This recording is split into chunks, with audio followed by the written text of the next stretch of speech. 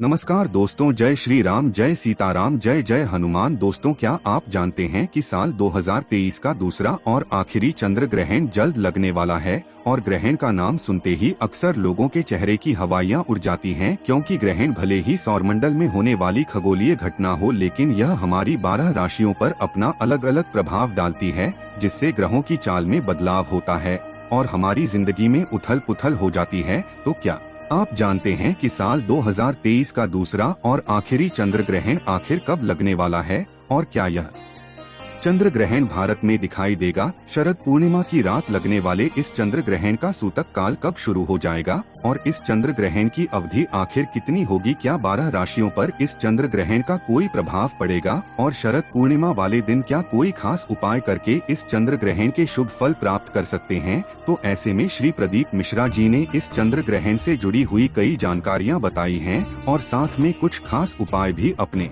भक्तों के साथ साझा किए हैं, जिन्हें अगर आप इस ग्रहण के दौरान कर लेते हैं तो अपनी सोई हुई किस्मत को आप जगा सकते हैं। तो अगर आप भी यह सब जानना चाहते हैं तो आज के वीडियो को अंत तक जरूर देखिएगा। तो दोस्तों, स्वागत है आपका हनुमान टिप्स पर। आगे बढ़ने से पहले वीडियो को लाइक और चैनल को सब्सक्राइब जरूर कर दें, जिससे कि शिव जी की कृपा आप पर सदैव बनी रहे। चलिए वीडियो में आगे बढ़ते हैं। दोस्तों, आपको सुनकर थोड़ी हैरानी जरूर होगी, लेकिन इस साल जिस तरह हर त्योहार 2 दिन का मनाया गया है, उसी तरह इस साल का दूसरा चंद्र ग्रहण भी 28 से लेकर 29 तारीख तक लगने वाला है, यानी कि अब चंद्र ग्रहण भी 2 दिन तक दिखाई देगा। दोस्तों, दरअसल साल 2023 का आखिरी चंद्र ग्रहण 28 अक्टूबर को शरद पूर्णिमा की रात को 11:30 बजे से शुरू हो जाएगा और यह 29 अक्टूबर रात में 224 पर खत्म होगा। इस तरह इस बार चंद्र ग्रहण भी 28 और 29 दोनों ही तारीखों को माना जाएगा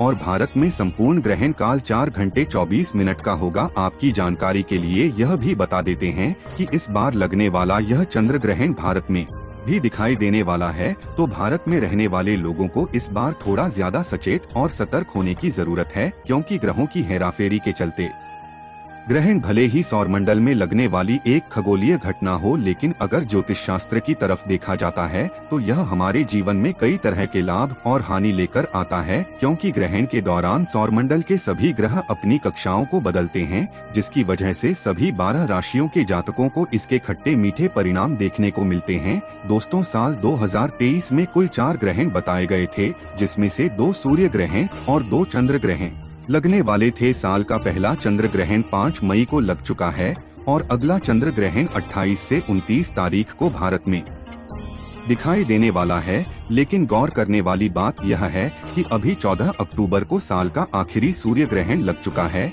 और एक ही महीने में जब 2 ग्रहण लगते हैं तो यह ज्योतिष शास्त्र में भयंकर परिणाम लेकर आते हैं। तो इस बार 14 अक्टूबर से 4 नवंबर तक आकाश में भारी उथल पुथल देखने को मिलने वाली है, क्योंकि एक महीने में 2 ग्रहण के अलावा 30 अक्टूबर को राहु केतु राशि परिवर्तन भी करेंगे। फिर 4 नवंबर को शनि देव कुंभ राशि में जाएंगे, जिसकी वजह से ग्रहों के मिजाज बदले बदले दिखाई देंगे। अब जिस तरह आप देख सकते हैं कि दुनिया भर में जगह जगह लड़ाई झगड़ा चल ही रहा है, तो जब इस तरह के ग्रहण के प्रभाव से दुनिया भर में प्राकृतिक आपदाएं, भूकंप, महामारी, सुनामी और बड़े बड़े देशों में युद्ध की स्थिति और पूरे विश्व में राजनीतिक उथल पुथल देखने को मिल रही है, तो जरा सोच कर देखिए कि सभी 12 राशि वाले जातकों की कुंडलियों में कितनी उथल पुथल मचने वाली है। शनिवार 28 अक्टूबर को लगने वाला यह चंद्र ग्रहण एक खंडग्रास चंद्र ग्रहण है। दरअसल पूर्णिमा के दिन जब सूर्य की परिक्रमा के दौरान पृथ्वी चांद और सूर्य के बीच में आ जाती है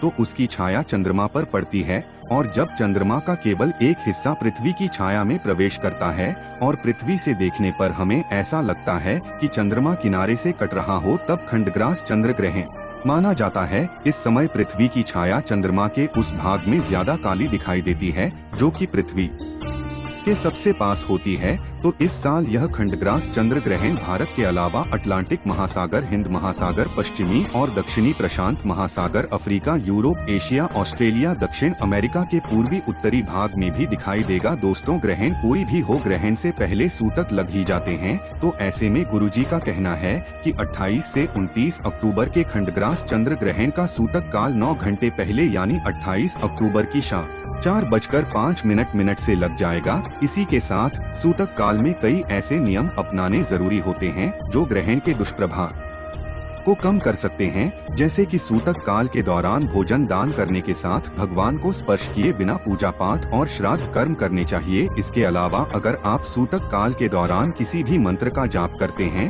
तो वह मंत्र बहुत जल्दी सिद्ध हो जाता है। सूतक काल में खाना खाने, सोने और किसी भी तरह के भोग विलास से परहेज करना चाहिए। यह सभी नियम बच्चों और रोगियों को छोड़कर सभी पर लागू होते हैं, क्योंकि यह चंद्र ग्रहण शरद पूर्णिमा वाले दिन लग रहा है। तो सूतक से पहले ही आप शरद पूर्णिमा की पूजा जरूर कर लें और उसके बाद अपने घर के मंदिर के पर्दे लगा दें। अब अगर राशियों की बात की जाए तो 28 अक्टूबर को लगने वाला चंद्र ग्रहण अश्विनी नक्षत्र और मेष राशि में लगेगा। वहीं ग्रहण के बाद राहु केतु सभी जातकों की कुंडली में उनकी मुश्किलें बढ़ाने वाले हैं। इसके बाद आपको शनि देव के प्रकोप का सामना भी करना पड़ सकता है, लेकिन इस बार चंद्र ग्रहण में मिथुन, कर्क, वृश्चिक और कुंभ राशि वालों की किस्मत चमकने वाली है। मिथुन राशि वालों को आर्थिक लाभ होगा। कर्क राशि वालों को तन मन धन तीनों से सुख मिलेंगे। वहीं वृश्चिक राशि वालों को मनवांछित लाभ मिलेगा और कुंभ राशि वालों को लक्ष्मी की प्राप्ति होगी। तो दोस्तों, अगर आप चंद्र ग्रहण के दुष्प्रभावों से बचना चाहते हैं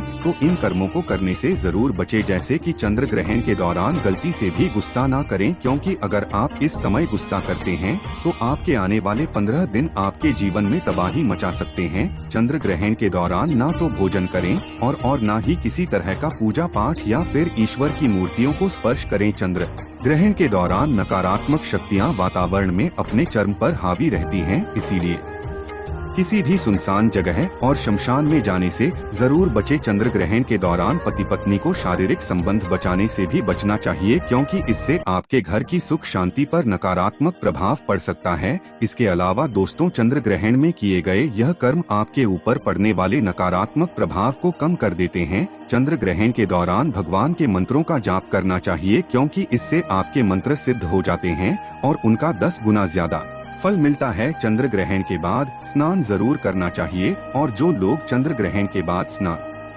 करके गरीबों को दान देते हैं, ऐसे लोगों की कुंडली के दुष्प्रभाव अपने आप ही खत्म हो जाते हैं। चंद्र ग्रहण के बाद गाय को घास जरूर खिलाएं, पक्षियों को दाना डालें और जरूरतमंद लोगों को वस्त्र का दान दें। ऐसा करने से आपको 10 गुना ज्यादा पुण्य मिलेगा। वहीं अपने घर को गंगाजल से शुद्ध करें ताकि आपके घर में मौजूद नकारात्मक शक्तियों का अंत हो जाए। इसके अलावा दोस्तों, आपको एक बहुत जरूरी जानकारी भी दे देते हैं। हमारे गुरुजी ने चंद्र ग्रहण के बाद किए जाने वाले कई ऐसे उपायों के बारे में बताया है जो चंद्र ग्रहण के सभी नकारात्मक दोषों को आपकी कुंडली से खत्म कर सकते हैं और आपकी किस्मत को भी चमका सकते हैं। तो जैसे कि आप जानते हैं कि यह चंद्र ग्रहण शरद पूर्णिमा की रात को लगने वाला है, तो इस दौरान आप ग्रहण शुरू होने से पहले एक मिट्टी के बर्तन में चावल भरकर उसमें कपूर की कुछ गोलियां डालकर अपने घर के मुख्य दरवाजे की दाहिनी तरफ रख दीजिए और ग्रहण खत्म होने के बाद कपूर को जला दीजिए। जैसे ही बर्तन में कपूर जल जाएंगे तो जो चावल बचेंगे इन्हें बहते पानी में प्रवाहित कर दें। ऐसा करने से आपके घर में जो भी नकारात्मक शक्तियां या फिर नकारात्मक ऊर्जाएं होंगी वह सभी यह चावल सोख लेंगे और जब आप इन्हें बहते पानी में प्रवाहित कर देंगे तो आपके घर का सारा दोष भी अपने आप खत्म हो जाएगा। दोस्तों, इसके अलावा अगर आप चंद्र ग्रहण के बाद चावलों की सफेद खीर बनाकर विष्णु भगवान के सामने भोग लगाते हैं और इस खीर को कम से कम 5 गरीब लोगों को दान में देते हैं, तो ऐसा करने से भी आपकी कुंडली में मची हुई उथल पुथल शांत हो जाएगी और आपको कई तरह के लाभ देखने को मिलेंगे, क्योंकि चंद्रमा शांति का प्रतीक होता है और सफेद रंग चंद्रमा और शांति से जुड़ा हुआ होता है। इसीलिए चंद्र ग्रहण के बाद अगर आप स्नान करके अपने घर को गंगाजल से शुद्ध करके सफेद रंग के फूल, चावल और सफेद रंग के कपड़े किसी मंदिर में दान दे देते हैं तो भी आपको अपने जीवन में कई तरह के फायदे देखने को मिलेंगे और आप पर आने वाली मुसीबतों का अपने आप ही अंत हो जाएगा। तो दोस्तों, उम्मीद करते हैं गुरुजी की बताई हुई आने वाले चंद्र ग्रहण से जुड़ी सभी जानकारियाँ आपके लिए लाभकारी रही होगी। अगर आपको यह वीडियो अच्छी लगी हो तो चैनल को सब्सक्राइब करके वीडियो को लाइक करें और कमेंट बॉक्स में जय श्री राम जय श्री हनुमान जरूर लिखें और इसे ज्यादा से ज्यादा शेयर करके बाकी लोगों तक भी पहुंचाएं। तो मिलते हैं अगली वीडियो में। धन्यवाद।